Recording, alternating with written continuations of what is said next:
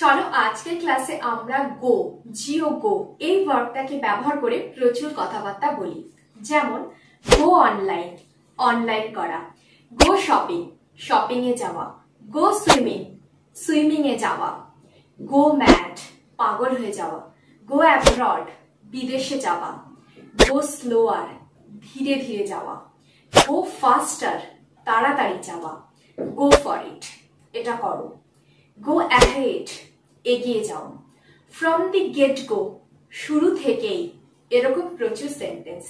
আগের ক্লাসে যেমন আমরা টেক দিয়ে প্রচুর কথাবার্তা বলেছিলাম, আজকের ক্লাসে আমরা সেরকমই এই গো ওয়ার্ডটাকে ব্যবহার করে স্পিকিং প্র্যাকটিস করব।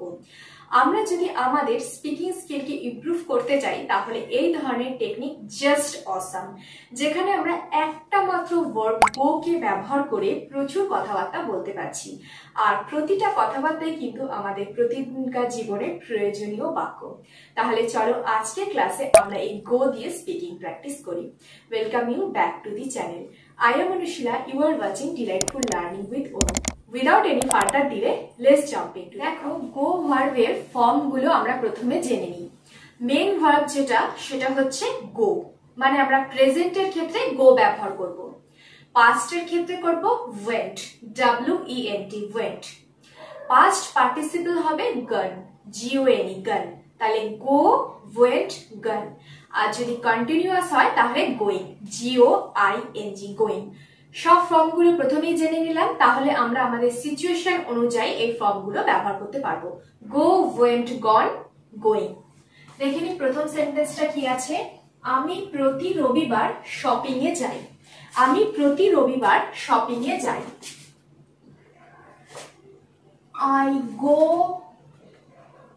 shopping, go shopping, I go shopping প্রতি রবিবার, every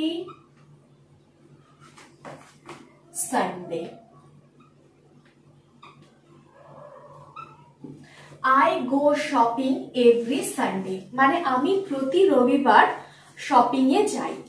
এটা সিম্পল প্রেজেন্ট টেন্সে রয়েছে, যেহেতু আমি প্রতি রবিবার যাই বলা হচ্ছে তাই গো হলো, তাই মেন ভার্ব মানে প্রেজেন্টে গো হলো গো শপিং। তাহলে তোমরা বুঝতে পারলে যে শপিং এর সাথে গো থাকবে, গো শপিং। যখনই আমরা শপিং যাওয়ার কথা বলবো তার সাথে গো, গো শপিং। গো আর শপিং একসাথে থাকবে। আমি কাল বন্ধুর সাথে শপিং এ গিয়েছি। Shopping yesterday with my friend, এটা হলো পাস্ট টেন্সে। নেক্সট, সে মাংসের ধারে কাছে যায় না। মাংসের ধারে কাছে যায় না। কেউ হয়তো ভেজিটেরিয়ান, তাই সে মাংস পছন্দ করে না বা খায় না, তাই সে ধারে কাছে যায় না। এই ধারে কাছে বোঝাতেও আমরা গো ভার্বের ব্যবহার করব। সে মাংসের ধারে কাছে যায় না। হি won't go near meat, meat.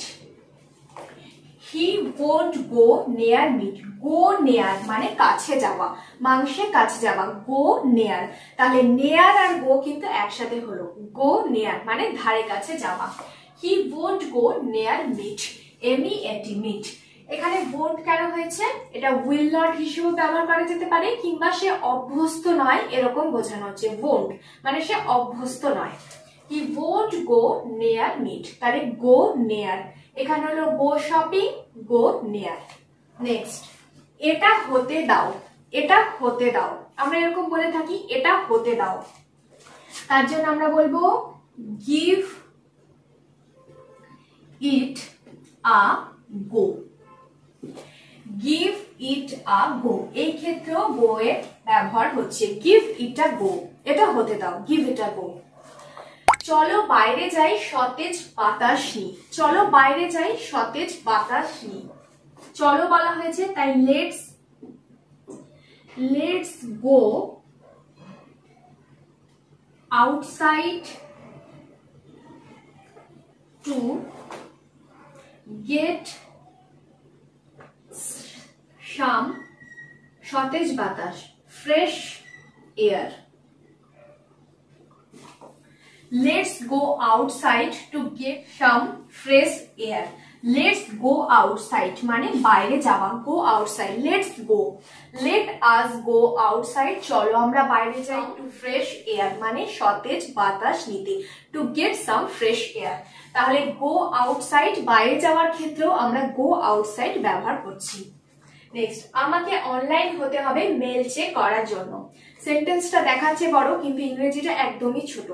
অনলাইনে যেতে হবে মানে নেট অন করতে হবে বা ইন্টারনেট ব্যবহার করতে হবে, তার জন্য আমরা বলবো গো অনলাইন। তাহলে অনলাইন যাওয়ার জন্য কিন্তু গো অনলাইন। বলেছে আমাকে অনলাইনে অনলাইন হতে হবে, I need to go online মানে আমাকে অনলাইনে যেতে হবে মেল চেক করার জন্য, টু চেক মাই মেল বা email. I need to go online, এখানে go online অনলাইনে যাওয়া। I need to মানে আমার প্রয়োজন অনলাইনে যাওয়া, to go online to check my mail আমার মেল চেক করার জন্য। তাহলে go shopping, go near, give outside, go online, এত ভাবে আমরা go এর ব্যবহার করছি। আমি প্রতি রোববার শপিং এ যাই, I go shopping every Sunday। সে মাংসের ধারে কাছে যায় না, he won't go near meat। যদি বলা হয় যে সে জলের ধারে কাছে যায় না, he won't go near water। সে সমুদ্রের ধারে কাছে যায় না, he won't go near sea। এটা হতে দাও, give it a go। চলো বাইরে যাই সতেজ বাতাস নিয়ে, let's get outside to get some fresh air। আমাকে অনলাইন হতে হবে মেল চেক করার জন্য, I need to go online to check। যদি এইভাবে স্পিকিং প্র্যাকটিস করে তোমাদের ভালো লাগে তাহলে অবশ্যই আমার জন্য একটা লাইক করে দাও, আর আজই চ্যানেলটাকে সাবস্ক্রাইব করে ডিলাইটফুল লার্নিং উইথ অনুর সাথে কানেক্ট হয়ে যাও। পাশে থাকা বেল আইকনটা কিন্তু অবশ্যই প্রেস করে দিও যাতে আমি এই ধরনের ভিডিও দেওয়ার সাথে সাথে ইনস্ট্যান্ট নোটিফিকেশন তোমাদের কাছে পৌঁছে যায়। দেখে নি পরের সেন্টেন্সটা কি আছে। সে চিকিৎসার জন্য বিদেশ গিয়েছিল মানে ফরেন কান্ট্রিতে যাওয়া, তার জন্য হবে গো অ্যাব্রড। গো অ্যাব্রড, অ্যাব্রডের সাথেও গো হবে, গো অ্যাব্রড। এখানে গিয়েছিল বলা হয়েছে পাস্টে, তাই করব গো এর পাস্ট হচ্ছে ওয়েন্ট। হি ওয়েন্ট অ্যাব্রড, বিদেশ গিয়েছিল for medical treatment.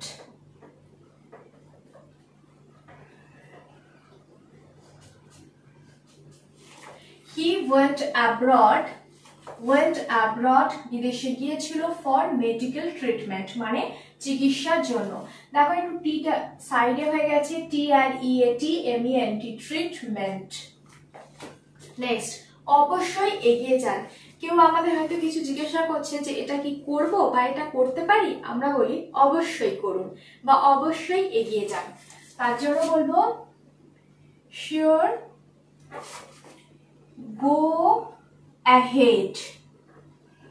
Go ahead মানে এগিয়ে যান। গো আর অ্যাহেড একসাথে ছোট্ট একটা বাক্যে আমরা কথাটা বলবো, শিওর গো অ্যাহেড। নেক্সট, আমার দিমাগ খারাপ হতে চলেছে।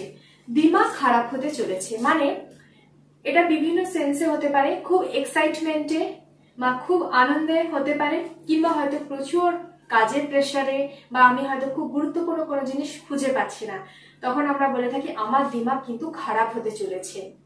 তার জন্য হবে গো ক্রেজি, গো ক্রেজি। তাহলে আমার দিমাগ খারাপ হতে চলেছে, I must be, চলেছে I must be going crazy। I must be going crazy মানে আমি অবশ্যই পাগল হতে চলেছি। এটা going crazy মানে কন্টিনিউয়াসে হলো। তাহলে আমাদের মনে রাখতে হবে go crazy একসাথে হবে, go crazy, I must be going crazy। দুধ তাড়াতাড়ি খারাপ হয়ে যায়, দুধ তাড়াতাড়ি খারাপ হয়ে যায়। এক্ষেত্রে যে খারাপের কথা বলা হচ্ছে সেটা হচ্ছে নষ্ট হয়ে যাওয়া। এখানে যে খারাপ সেটা হচ্ছে ক্রেজি হয়ে যাওয়া মানে পাগল হয়ে যাওয়া, আর এটা হচ্ছে নষ্ট হয়ে যাওয়া। মিল্ক টেন্ডস মানে প্রবণতা রয়েছে টু গো ব্যাড মানে খারাপ হয়ে যাওয়া, খুব তাড়াতাড়ি কুইকলি। মিল্ক টেন্স, টেন্স মানে প্রবণতা রয়েছে, যেহেতু milk third person singular number তার সাথে এস হলো, milk tends to go bad quickly, তাড়াতাড়ি খারাপ হয়ে যায়, তাহলে খারাপ হয়ে যাওয়া হচ্ছে গো ব্যাড, গো আর ব্যাড একসাথে। নেক্সট, সে প্রথম থেকেই ছেলেটিকে পছন্দ করেনি বা করতো না। প্রথম থেকে ছেলেটিকে পছন্দ করেনি, প্রথম থেকেই বোঝাতে আমরা খুব সুন্দর একটা ফ্রেজ ব্যবহার করব, সেটা হচ্ছে from the gate go. From the gate গো এই সেন্টেন্সটা দেখো পাস্ট টেন্সে লিখবো, মানে করতো না, প্রথম থেকে ছেলেটাকে পছন্দ করতো না। She